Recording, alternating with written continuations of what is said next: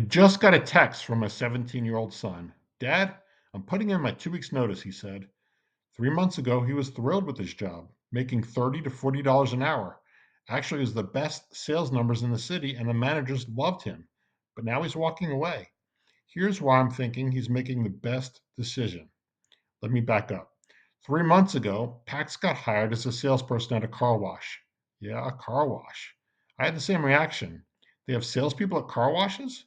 Turns out, yes, they sell monthly memberships, unlimited washes, all you can eat car wash subscriptions. His job? Welcome people, pitch the membership, and then close the sale.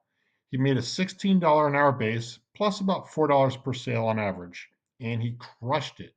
Within his first 7 shifts, he had a day with 45 sales, then consistently averaged 20 to 40 sales per shift on good weather days. Out of 4 locations across the city, he was the second best performing salesperson, and the managers loved him. Customers loved him.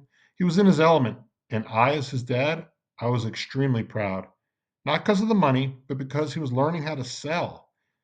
Here's something I strongly believe: sales training should be the core subject at every high school in the nation. Sales teaches you small talk, eye contact, manners, people skills, conflict resolution, likability, and how to listen effectively, most importantly of all. These are all critical, no matter what your career is.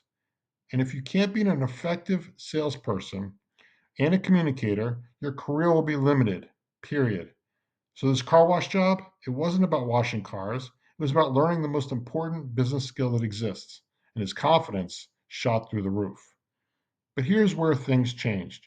About 6 weeks ago, management moved him to a different location. They're thinking, well, he's crushing it at location A, so let's move him to location B to boost their numbers. Location B is bigger, nicer in some ways, but here's the problem: the traffic just was not there. His original location had constant flow. Location B, maybe half the cars, actually, probably much less. On top of that, winter just hit and daylight savings time just kicked in.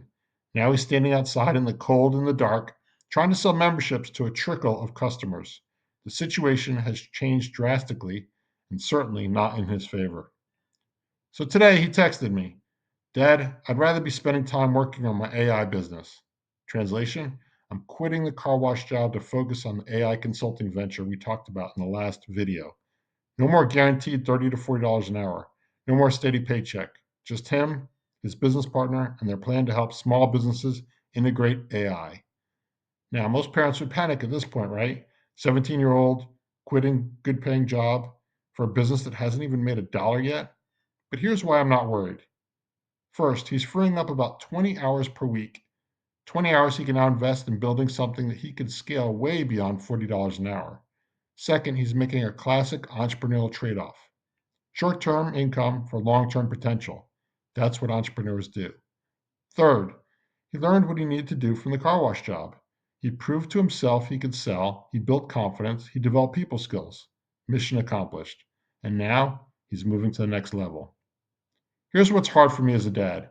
He's at an age where these life judgment calls start occurring, and I need to back off. He's in control of his life, and I need to trust the decisions he makes. Sure, that means he's no longer flush with spending money when he hangs out with his friends.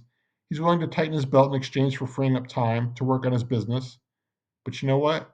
That's maturity, that's sacrifice, and that's what it takes. Let me put this in perspective. His last job before the car wash, a sneaker store at the mall, flat $12 an hour, no commission, no incentive, just $12. It's hard for anyone to stay motivated by that. I don't understand why retail stores don't offer incentive programs to keep employees invested in their interests. But that's a different topic.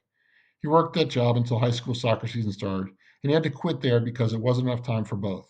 So now he's choosing to quit a good job, one he's excelling at, to pursue something much bigger. That's growth, that's ambition, that's the entrepreneurial mindset. So where does that leave us? Well, Pax is betting on himself. He's determined to make AI consulting business work, and I back his decision every step of the way. Could this fail? Absolutely. But he'll have learned more in those 3 months building his own business than he would have learned in a year standing in a car wash parking lot. And that's the real education. The skills he's developing right now: sales, business development, client management, problem solving, those are all transferable. Those have value forever. So, win or lose, he's building something that matters. Over the next few weeks, I'll be documenting how this plays out, the good days, the hard days, the lessons we learn together, because that's what this journey actually looks like. It's definitely not a straight line. It's decisions like this, bets on yourself, calculated risks.